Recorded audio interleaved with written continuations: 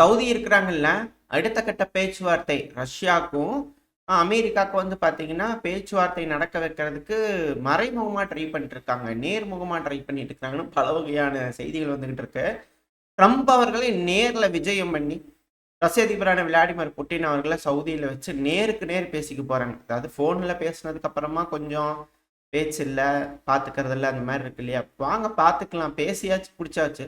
இப்போ நேரில் ஒரு எட்டு பார்த்துக்கிட்டா என்ன அப்படிங்கிறது போல வந்து பார்த்தீங்கன்னா முடிவெடுத்துட்டாங்க போல தெரியுது. கூடிய விரைவில் இந்த மீட்டிங் நடந்தாலும் ஆச்சரியப்படுறதுக்குல அதை செதச்சோர்னு எப்படியாச்சு அப்படிங்கிறது போல சில நாடுகளாக கங்கணம் கட்டிட்டு இருக்காங்க. அதுவும் குறிப்பாக மேற்கன்ஸ் அப்படிங்கிறது போல சில செய்திகள்லாம் வருது. எல்லாமே வாந்தி தான், ஏதாவது வந்துச்சு செய்திகள் அடுத்தடுத்து வருதுன்னு. அதாவது இந்த செய்தி வருது, இது போல சவுதியில் வச்சு ட்ரை பண்ணிட்டு இருக்காங்க ரெண்டு தலைவர்களையும் பார்க்க வைக்கிறதுக்காக அப்படிங்கிறது போல. பட் இது போல விஷயங்கள் நடக்குதா என்ன அப்படிங்கிறது போல பொறுத்து இருந்து பார்த்தோம்னா இது போல வதந்திகள் பெருமளவில் பரவிட்டு வருது. இதனால என்டையர் ஜியோ பாலிட்டிக்ஸே வந்து பார்த்தீங்கன்னா மாறுது. அதான் அமெரிக்கா டைரக்டா ரஷ்யாவோட அலையா வரும்போது மேலும் பதட்டத்தை உருவாக்குது அப்படிங்கிற சொல்றாங்க. ஏன் இது போல மாற்றம் அமெரிக்காக்கு அப்படின்னா, அமெரிக்காவோட இண்டஸ்ட்ரீஸ் பெருமளவில் ஸ்பாயில் ஆகிட்டு இருக்கு. அதுக்கான மிக முக்கியமான காரணம் அமெரிக்காவோட டாலரை பயன்படுத்துறதுல சிக்கல். பல நாடுகளும் வந்து பார்த்தீங்கன்னா அமெரிக்காவோட டாலரை இப்போ பெருமளவில் பயன்படுத்த முடியாம ஒரு சூழல்ல உருவாயிருச்சு. இப்போ ஈரான் மேலே சாங்ஷன் போடுறாங்க. ஆயில் வாங்கினோம்னா நம்ம டாலரை கொடுத்து வாங்க முடியாது, நம்ம காசெல்லாம் ப்ரௌஸ் பண்ணிச்சுறாங்க. அதனால நம்ம என்ன செய்யறது, உள்நாட்டு கரன்சி இல்லை, அவங்க ஏதாவது கரன்சி வாங்கிக்கிறாங்கன்னா வேற ஏதாவது கரன்சி, ரூபல், இது போல விஷயங்களை வர்த்தகம் பண்ணிக்கிறாங்கன்னா டாலர் வந்து அவாய்ட் ஆயிடுது. ஸோ இதுக்கு வந்து பார்த்தீங்கன்னா மாற்றாக கொண்டு வரணும். அதாவது டாலர் வந்து இப்போ எந்த அளவுக்கு வந்து கம்மியாயிருக்கோ, பயன்பாடு கம்மியாயிருக்கோ வேர்ல்டு ட்ரேடில், அதை இன்க்ரீஸ் பண்ணுறதுக்காக தான் டேரிஃப்ன்ற கார்டு. அதாவது இப்போ டேரிஃப் போடுறதுனால என்ன நடக்குது, என் நாடோட நீங்கள் வர்த்தகம் பண்ணுங்க, உங்களோட பொருட்கள் எந்த அளவுக்கு என் நாட்டுக்குள்ளே வருதோ அதே அளவுக்கு பொருட்கள் உங்கள் நாட்டுக்குள்ளேயும் போகணும், இரு நாடுகளும் சரிசமமாக இருக்கணும். இந்த ட்ரேட் இம்பேலன்ஸை காமிச்சு வரி போடுறாரு இல்லையா. ஸோ இதனால என்ன நடக்குதுன்னா வர்த்தகம் இரு நாடுகளுக்குள்ளே வந்து பார்த்தீங்கன்னா மியூச்சுவலாக நடக்கும்போது டாலர் பயன்பாடு அதிகமாகுது. இப்போ யூரோப்பியன் யூனியன் நாடுகளுக்கும் டேரிஃப் போடுறதுக்கான காரணம் தான். இப்போ அவங்க என்ன சொல்லுவாங்க, நான் ஈரோவில் பயன்படுத்திக்கிறேன், நான் ஈரோவில் வாங்கிக்கிறேன், உங்க கூட நான் ட்ரேட் பண்ணலப்பா சாமி போ கொஞ்சம் கிட்ட அப்படிங்கிறது போல இது போல எல்லாம் செய்ய முடியாது. ஸோ அந்த காரணத்தினால டாலர் யூசேஜை இன்க்ரீஸ் பண்ண வைக்கணும். அது 60% அந்த மாதிரி கம்மியாயிட்டு வரனால வேர்ல்டு ட்ரேடில் அது வந்து மாற்றணும் அப்படிங்கிறதுக்காக இது போல ஒரு சேஞ்ச். இப்போ சைனா வந்து பார்த்தீங்கன்னா சவுதி அரேபியா கூட டைரக்டாக யுவானில் கொடுத்து பெட்ரோல் வாங்கக்கூடிய கதையெல்லாம் கேட்குறோம்.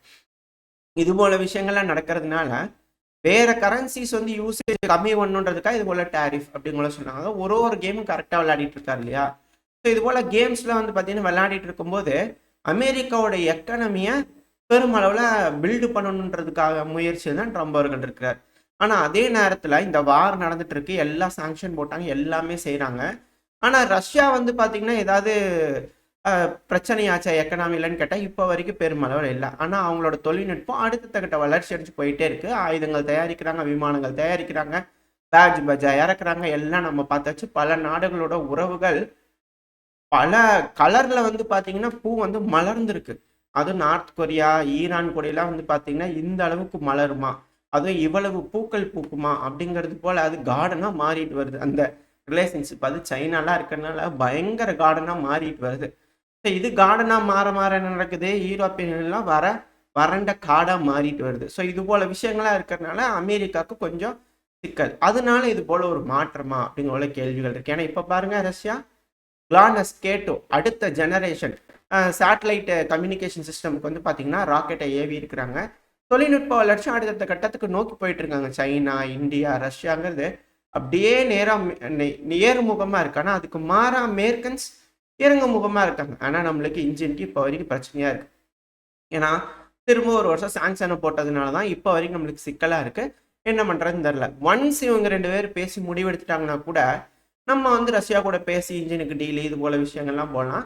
இல்லை ஒரு கட்டத்துக்கு மேலே பொறுத்தது போதும் பொங்கியலுன்னு சொல்லிட்டு போப்பா என்ன வேணா பண்ணிக்க அப்படிங்கிறது நம்ம போய் ரஷ்யா கூட இன்ஜின் டீலை போட்டுருவோம். ஏன்னா இப்போ வரைக்கும் இன்ஜின் வந்து சேர்ந்த பாடு இல்லை இல்லையா, இழுத்தடிக்கிறாங்க இல்லையா. அமெரிக்காக்கு இதே வேலை தான் எப்போவுமே.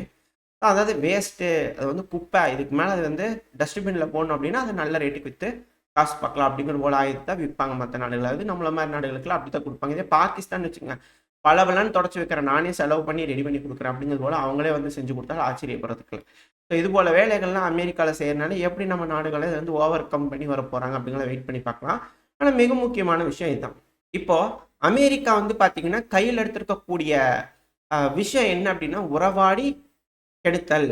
அதாவது இத்தனை நாளாக எதிர்த்து நின்று கெடுக்கிறதுன்னு பார்த்தாங்க, அது வேலைக்கால. அதனால உறவாடி கெடுக்கலாமா அப்படிங்கிற யோசிக்கிறாங்களா அப்படிங்கிற போல சிந்தனையில் வியூகத்தில் வந்து பார்த்தீங்கன்னா சில அனலிஸ்ட் இருந்திருக்காங்க.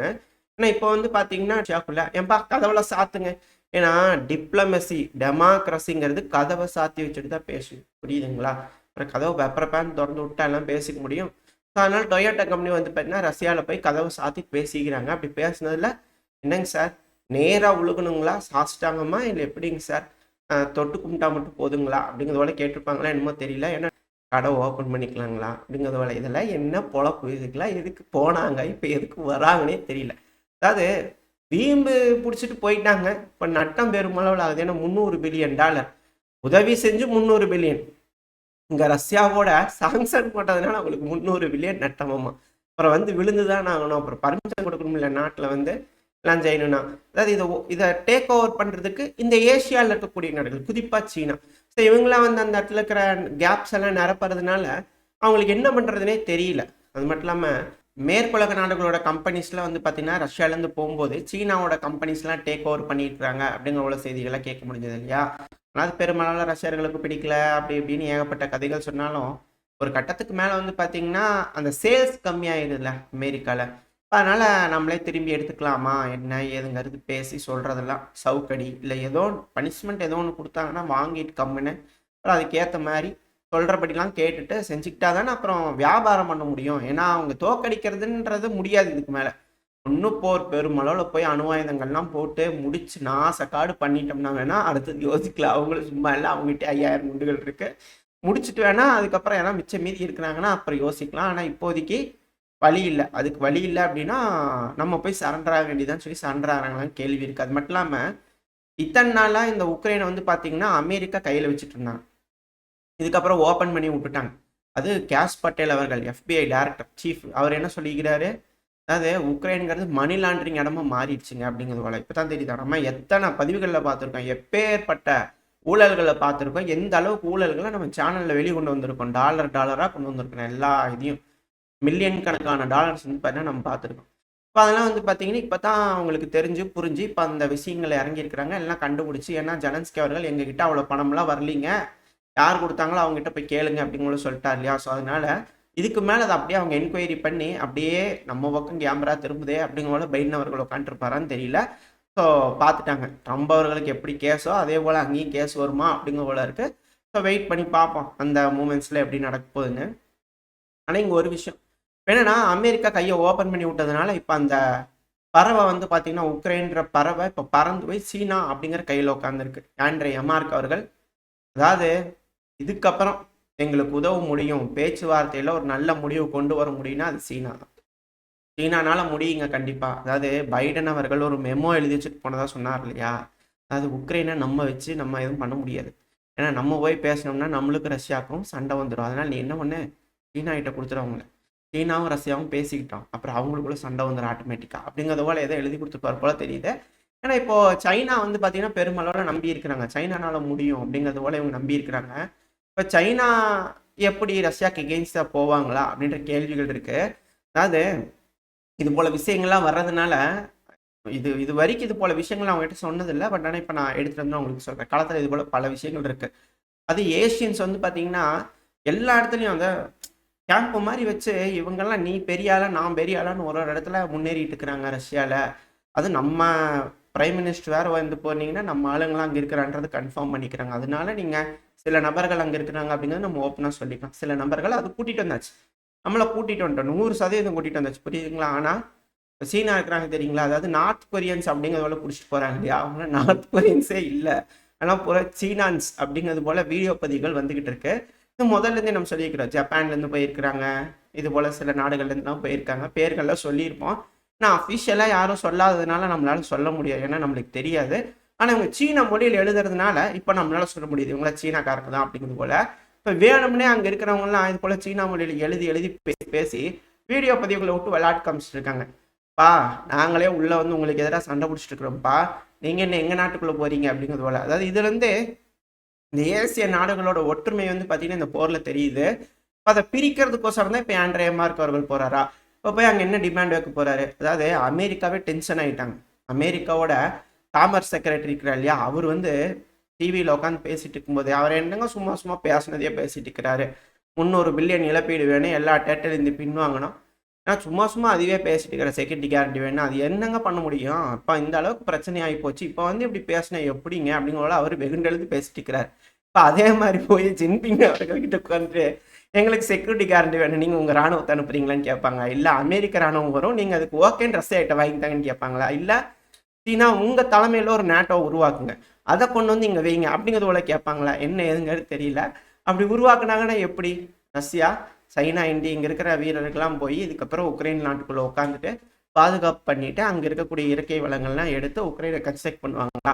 50% எங்களுக்கு 50% உங்களுக்குன்னு அதே டீலுக்கு இங்கே போட்டுக்கிறதுக்கு நீங்கள் தயாரா அப்படிங்கிறது போல் எதாவது கேட்பாங்களா அப்படின்ற கேள்விகள்லாம் இருக்குது. ஏன்னா நம்மளோட நோடல் ஆஃபீஸர் வந்து பார்த்தீங்கன்னா அலோகேட் பண்ணிக்கிறோம். அது எனக்கு செய்தி 2-3 நாளைக்கு முன்னாடி பார்த்தேன், இருந்துச்சுன்னா பார்ப்போம். அதாவது அமெரிக்கா வந்து வளங்கள் டீல் போட்டிருந்தாங்க இல்லையா ரஷ்யா கூட, இப்போ நான் கூட கொஞ்சம் அப்செட்டாக பேசிட்டு இருந்தேன் இல்லையா, அதனால இந்தியா வந்து பார்த்தீங்கன்னா நோடல் ஆஃபீஸர் அலோகேட் பண்ணிக்கிறாங்க. ரஷ்யாக்குள்ள இருக்கக்கூடிய இயற்கை வளங்கள்லாம் இருக்குது, இயற்கை வளம் தட்டுப்பாடு பெருமளவில் இருக்குது. அதனால் நம்ம ஆஃபீஸர்லாம் போய் ஒன்று கூடி ஒரு கமிட்டி அமைச்சு அங்கே இருக்கக்கூடிய இயற்கை வளம்லாம் எப்படி எடுக்கலாம் அப்படிங்கிறதுக்காக திட்டம் போட்டிருக்கிறதா பார்த்தேன். இருந்துச்சு, நியூஸ் இருந்துச்சுன்னா நான் சைடில் அட்டாச் பண்ண மாட்டேன். ஆனால் இது போல் செய்தி நான் படித்தேன், 2-3 நாள் இருக்கும்னு நினைக்கிறேன். ஸோ இது போல் வந்து பார்த்தீங்கன்னா மாறிட்டு இருக்கு. ஸோ இப்போது அதே போல் ஒரு கூட்டணி இங்கே ரஷ்யாக்குள்ளே சாரி உக்ரைனுக்குள்ளே போய் உட்காந்துட்டு உங்களுக்கு செக்யூரிட்டி கேரண்டி நாங்கள்லாம் தரோம், எங்கள்கிட்ட கொடுத்துட்றீங்களா 50%, அது மாதிரி நம்ம ஏதாவது கவர்மெண்ட் போய் கேட்டு ஏதாவது பண்ணி ஏதாவது பேசினாங்கன்னா கொஞ்சம் நல்லா இருக்கு. நம்மளும் எத்தனை நாள் தாங்க நம்மளே சம்பாதிக்கிறது, அங்கேருந்து எடுத்துகிட்டு வந்து நம்மளுக்குலாம் கொடுத்தாதானே நம்மளுக்கு நல்லா இருக்கு, நம்ம கவர்மெண்ட் நம்மளும் புகழ்ந்து பாடிட்டு இருக்க முடியும். சரி, நம்ம கவர்மெண்ட் எந்த அளவுக்கு ஒரு முடிவுகள் எடுக்கிறாங்க இதுக்கு மேலே அப்படிங்கலாம் பார்த்துடலாம். பட் ஆனால் இது போல விஷயங்கள் ஒரு சைடு நடந்துட்டு இருக்குது. இப்போ சீனா என்ன மாதிரியான முடிவுகள் எடுக்க போகிறாங்க? ஏன்பா வீரர்களே வாங்க, நம்மளே அமைதி பேச்சுவார்த்தை பேச போகிறோம், ஆனால் நம்ம நடுநிலையாக இருந்துக்கலாம், முன்னாடி இருக்கிற ஆளுங்களா பின்னாடி வாங்க பார்ப்போம் அப்படிங்கிறத கூப்பிட்டுட்டு அதுக்கப்புறம் உட்காந்து பேசுவாங்களா, இல்லை என்ன மாதிரி நடக்க போகுது என்ன எதுங்க தெரியல. ஆனால் உக்ரைனுக்கு இதெல்லாம் தெரிஞ்சிருக்கு. தெரிஞ்சு சீன வீரர்களை பிடிச்சிட்டு போயிட்டு நார்த் கொரியன் வீரர்கள்னாங்கன்னா எப்படி இருக்குது பாருங்களேன் அப்படிங்கிறது போல சில தரப்புலேருந்து கேள்விகள் இருக்கு. இருந்தாலும் என்ன செய்யறது, வேற வழி இல்லை. உக்ரைனுக்கு அமைதி தேவை, அதனால எந்த எக்ஸ்ட்ரீமுக்கு வேணாலும் போகலாம் அப்படிங்கிறத உக்ரைன் முடிவு பண்ணிக்கிறாங்க. ஏன்னா இந்த போரை எவ்வளவு சீக்கிரம் உக்ரைன் முடிக்கிறாங்களோ அவ்வளவு சீக்கிரம் அவங்களுக்கு நல்லது. இல்லைன்னா அவ்வளோதான், முடிஞ்சிச்சு சோழி அப்படிங்கிறவங்களும் புரிஞ்சுக்கலாம். ஏன்னா அதாவது போன வருஷத்தோட தொடக்கத்துல வந்து பார்த்தீங்கன்னா ஒரு மாசத்துக்கே 300 ட்ரோன்கள் 400 ட்ரோன்கள் தான். அப்படியே படிப்படியாக இன்க்ரீஸ் ஆகி வந்து, அதாவது ட்ரோன் ஃபேக்ட்ரி நாங்கள் அழிச்சிட்டோம், 1 வருஷத்துக்கு வேணுங்கிறது 6 மாதத்துக்கு வேணுங்கிற இருந்ததெல்லாம் நாங்கள் அழிச்சிட்டோம் அப்படி இப்படிங்கிறது போல சொன்னாங்க. அப்படியே கிராஜுவலாக இன்க்ரீஸ் ஆகி ஒரு மாசத்துல 3900 ட்ரோன்கள் ஏவற அளவுக்கு ரஷ்யா வந்து பார்த்தீங்கன்னா இண்டஸ்ட்ரியல் ஃபெசிலிட்டியை உருவாக்கிட்டாங்க, ப்ரொடக்ஷன் ஃபெசிலிட்டியை. அங்கேயும் விட்டுடுறோம் ஆயில் ரிஃபைனரி அடிக்கிறதுக்கு, இது போல ஏதாவது அடிக்கலாம்லப்பா. பாருங்க 3900னா எப்படி, அதுக்கப்புறம் 4000 4500 5000 6000 வந்துருச்சுன்னா 5000 ஆயிரும்ல அப்படிங்கிறது போல இருக்கு. அது மட்டும் இல்லாமல் ட்ரோன் ப்ரொடக்ஷன் ஃபெசிலிட்டி எந்த அளவுக்கு இன்க்ரீஸ் பண்றாங்க அப்படிங்கிறத நம்மளும் தொடர்ந்து நம்ம பதிவுகளில் பார்த்துட்டு இருக்கிறோம். ரஷ்ய தரப்பு இது போல வீடியோ பதிவுகளை விட்டுருந்தாங்க, சமீபத்தில் கூட நம்ம பார்த்துருந்தோம். அதுவும் இந்த ஷாக்கி ட்ரோன்கள்லாம் கருப்பு பெயிண்ட் அடிச்சுட்டு ஜெட் ட்ரோன்கள் இருக்கிற மாதிரி பெருமளவில் மாஸ் ப்ரொடக்ஷன் போயிட்டு இருக்குன்னு. ஆல்ரெடி இருக்கிற ப்ரொடக்ஷனுக்கே மாசத்துக்கு 4000 மாஸ் ப்ரொடக்ஷனுங்கிறாங்க திரும்பி. அப்புறம் என்ன 8000 10,000 ட்ரோன்களா மாசத்துக்கு அப்படிங்கிற கேள்வி இருக்கு. 1-0 வராங்கன்னா தாக்குதல் வீரியமா இருக்கு அப்படிங்கிற மாற்றுக்கிறது இல்லை. ஆனால் தொடர் தாக்குதல்கள் உக்ரைனுக்குள்ள நடந்துகிட்டு இருக்கு. ஏன்னா இப்போ கூட வந்து பார்த்தீங்கன்னா உக்ரைனில் வந்து பார்த்தீங்கன்னா கர்கிவ் பகுதியில் ஜூ இருந்திருக்கு, அது மேலே ட்ரோன் விழுந்துருச்சு அப்படிங்கிறாங்க. எலக்ட்ரானிக் வார்ஃபேரு, ஆனால் அங்கே வந்து விழுந்துருச்சு அப்படிங்கிறாங்க. இல்லை இன்டர்செப்டார் போகும்போது அது இந்த இடத்துல வந்து விழுந்துருச்சு, அடிப்பட்டதுனால அந்த ட்ரோன் இங்கே வந்து சொருகிடுச்சு. பல வகையான கருத்துக்கள் இருக்கு. ஆனால் இது போல் சேதம் ஏற்படுத்திட்டாங்க ரஷ்யா அப்படிங்கிறத சொல்லிட்டு இருக்கிறாங்க. நம்ம சொல்லியிருந்தோம் இல்லையா, அதிகாலை வரைக்கும் 80 ட்ரோன்கள், இப்போ அதுக்கப்புறம் வேவாக வந்துட்டு இருக்குன்னு. அடுத்த வேவில் வந்து பார்த்தீங்கன்னா அடிசலில் இப்போ கர்கிவ்வில் தாக்குதல் பண்ணிருக்காங்க, அடுத்த சுமில் நடந்துட்டு இருக்குன்றாங்க, ஒடசா பகுதின்றாங்க, இன்னும் பல பகுதிகள் டின்ப்ரோபெட்ரோஸ்க்குன்னு பல விஷயங்கள் சொல்லிட்டு இருக்காங்க. அடுத்தடுத்து என்ன சேதங்கள் ஏது என்ன டீட்டெயில்ஸ் வந்துச்சுன்னா பார்ப்பேன். ஏன்னா டெலகிராம் சேனலில் வார்னிங் வந்துட்டு இருக்கு, நான் உங்கள்கிட்ட சொன்னேன் இல்லையா. ஸோ தாக்குதல் 3000-4000 ட்ரோன்கள் கிட்ட வருது அப்படின்னா ஏரியல் டார்கெட்ஸ் அப்படிங்கும்போது சிக்கல் தான். இதுல இருந்து எப்படி உக்ரைன் ஓவர் கம் பண்ணி வர போறாங்க, மேற்குலக நாடுகள் எப்படி உதவ போறாங்க அப்படிங்கலாம் வெயிட் பண்ணி பார்த்தலாம். ஓரளவுக்கு தகவல்கள் இந்த பதிவில் பார்த்துருப்போம்னு நினைக்கிறேன். இதோட இந்த பதிவு நான் முடிச்சுக்கலாம். இந்த பதிவு எப்படி இருந்துச்சு, உங்களுக்கு பிடிச்சிருக்கா, பிடிச்சி நான் லைக் பண்ணிட்டு உங்க ஃப்ரெண்ட்ஸ் நம்மளோட ஷேர் பண்ணிக்கோங்க. அது கூட மறக்காம இந்த பதிவு பற்றி உங்களோட கருத்துக்களை கமெண்ட் செக்ஷன்ல சொல்லுங்க. இந்த பதிவு நல்லா இருக்கணும் நம்பிக்கை அடுத்த போய் உங்களை சந்திக்கிறேன். அது வரைக்கும் ஸ்டே சேஃப். பாய்.